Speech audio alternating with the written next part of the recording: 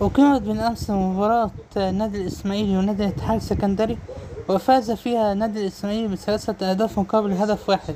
أحرز الأهداف حمدي النقاص في الدقيقة 7 من ضربة جزاء، عبد الرحمن مجدي في الدقيقة 38، وياو أنور في الدقيقة 51. أحرز هدف في الاتحاد الوحيد كريستوفر مبولولو في الدقيقة 30. قدرت اللعيبة امبارح إنها تعمل مباراة جيدة جدا. بعد مباراة الأسبوع الأول والخسارة من قدام زد،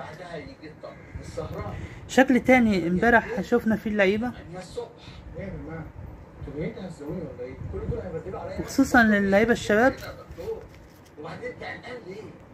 اللي هيبقى الفترة الجاية دي اعتماد الجهاز الفني عليها هيبقى كبير.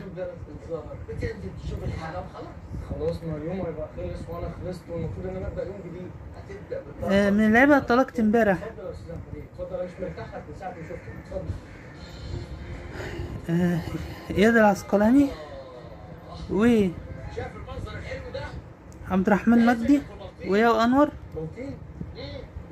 وده السكن بتاعك معمول للدكاتره اللي الدفاع كان متألق امبارح في كل الكرة اللي راحت على الجون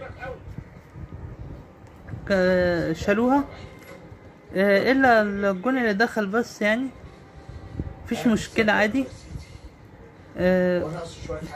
كل الفرق بتغلط، يعني الاخطاء واردة. طيب وحارس المرمى مش عايز انساه، تألق امبارح ايضا وعمل ماتش جيد جدا وشال كذا كرة. وللأسف يعني اتصاب في الآخر، يعني نقول له ألف سلامة أحمد عادل عبد المنعم. الحمد لله على النتيجة. عايز أتكلم أكتر على المباراة.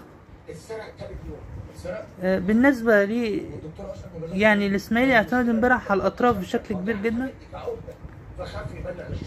واللي كان وقدروا انهم يستغلوها بشكل كويس، خصوصا ياو انور او عبد الرحمن مجدي. ما كانش الاول كنا بنشوف كده للاسف، يعني ما كانش فيه اطراف كويسه في الاسماعيلي، ولا في باك شمال ولا باك يمين. نص الملعب امبارح ما شفنوش كتير، ولا محمد حسن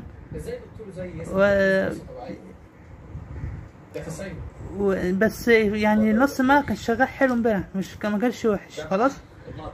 الهجوم كان جيد جدا. ياو انور تألق الصراحة وقدر انه يحرز هدف ويصنع هدف. عبد الرحمن مجدي احرز هدف. المباراة كانت كويسة جدا من لعب. خسارة المباراة التسديدات الإسماعيلي 9 الاتحاد 11، تسديد على المرمى 4، تسديد على 5 الاتحاد. الاستحواذ 55% الإسماعيلي 45% الاتحاد. التمريرات 353 تمرير للإسماعيلي 282 للاتحاد.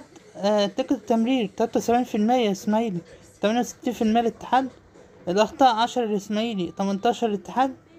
البطاقات الصفراء 3 للإسماعيلي 5 للاتحاد. البطاقات الحمراء 0 للإسماعيلي 0 للاتحاد. حالات التسلل 3 للإسماعيلي 2 للاتحاد. الضربات الركنية 4 للإسماعيلي 7 للاتحاد. وده جدول ترتيب الدوري بعد انتهاء المباراة.